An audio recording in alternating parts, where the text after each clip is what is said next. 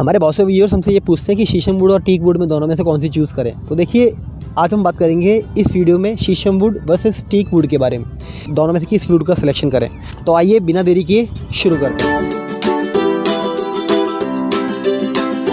ज़्यादा टेक्निकली नहीं करते हुए मैं आपको शॉर्ट में बता देता हूँ कि आपको इन दोनों में से कौन सी लकड़ी का सिलेक्शन करना है। आपका माइंड क्लियर हो जाएगा कि हाँ भाई, मुझे ये लकड़ी लेनी है और ये ही मेरे लिए ठीक है। डिपेंड ऑन योर बजट कि भाई हाँ, आप उसमें क्या एक्स्ट्रा देख सकते हैं। लकड़ियों का यहाँ पे यूज़ देख लेते हैं कि दोनों ही लकड़ियाँ वुडन फर्नीचर या वुडन कोई भी प्रोडक्ट्स हैं, चाहे वो डेकोरेटिव प्रोडक्ट्स हैं, चाहे वो हमारे डोर्स विंडोज़ हैं, वहाँ पे ये दोनों ही वुड आपको देखने को मिलेंगी। चाहे वो शीशम वुड है, चाहे वो टीक वुड है, दोनों ही वुड आपको मोस्ट ऑफ द केसेस में ऑलमोस्ट हर घर पे दिखेगी। तो देखिए, ये क्वेश्चन ठीक नहीं है कि कौन सी लकड़ी को यूज़ करें। क्वेश्चन ये ठीक है कि कौन सी लकड़ी को कहाँ पे यूज़ करें और कौन सी लकड़ी कहाँ पे कन्वीनियंट है यूज़ करने के लिए। क्योंकि क्या होता है कि दोनों लकड़ी की अपनी स्पेसिफिकेशंस हैं, दोनों की अपनी अपनी क्वालिटी हैं। तो स्मार्ट डिसीजन ये होगा कि जिस मटेरियल की जहाँ पे रिक्वायरमेंट है हम उसको वहाँ पर ही यूज़ करें। तो देखिए, टीक की अगर मैं बात करूँ, टीक में एक अच्छी डेंसिटी होती है। डिफरेंस ये होता है कि टीक में दीमक का चांसेस बहुत कम रहता है। बहुत ही रेयर चांसेस में आपको दिखेगा कि दीमक टीक वुड में लग रही है, जबकि शीशम वुड में दीमक देखने को मिल जाती है। इसका रीज़न क्या होता है?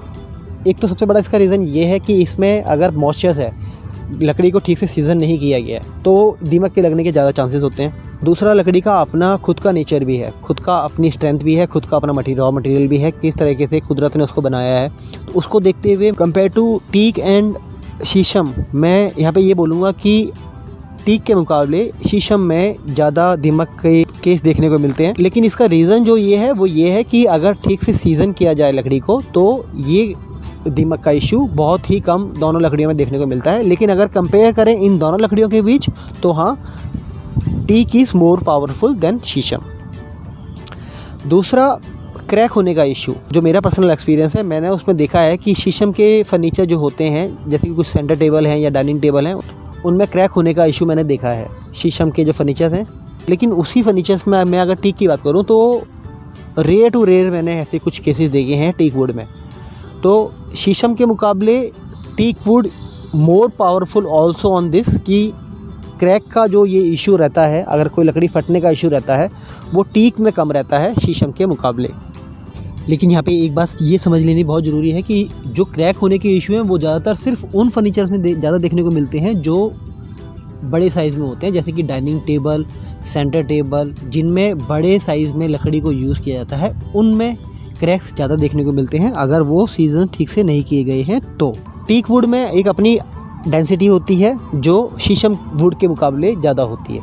दोनों के ग्रेन अच्छे ट्रेंडिंग है और बहुत ही डिमांडिंग है दोनों ही लकड़ियाँ। हमको क्या देखना होता है? हमको ये देखना होता है कि हम कैसा फर्नीचर बना रहे हैं, किस जगह के लिए बना रहे हैं और वहाँ पे क्या रिक्वायरमेंट है। फॉर एग्जांपल, अगर हम आउटडोर के लिए कोई फर्नीचर बना रहे हैं तो मैं आपको रिकमेंड करूँगा कि वहाँ के लिए आप टीक वुड का सिलेक्शन करें। टीक वुड एक्सटीरियर के लिए ज़्यादा पावरफुल है देन शीशम वुड। यहाँ पे तो हमको ये क्लियर रखना चाहिए कि टीक वुड ऑब्वियसली पावरफुल है देन शीशम वुड, लेकिन ऑब्वियसली पावरफुल है इसलिए इसका कम से कम 30 से 40% प्राइस ज़्यादा रहता है than sheesham wood. Teak wood is more expensive than sheesham wood and more strong than sheesham would.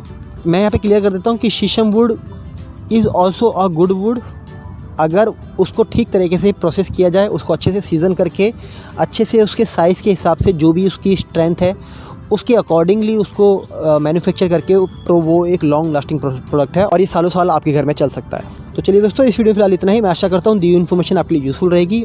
Furniture से रिलेटेड और इन्फॉर्मेशन के लिए आप मेरे चैनल को सब्सक्राइब कर सकते हैं और शेयर कर सकते हैं उन लोगों के साथ जो फर्नीचर में या फर्नीचर मैन्युफैक्चरिंग की फील्ड में इंटरेस्टेड हूँ। तो चलिए, मैं मिलता हूँ आपसे एक नई वीडियो में कुछ नई इन्फॉर्मेशन के साथ। तब तक के लिए have a wonderful day. Bye bye.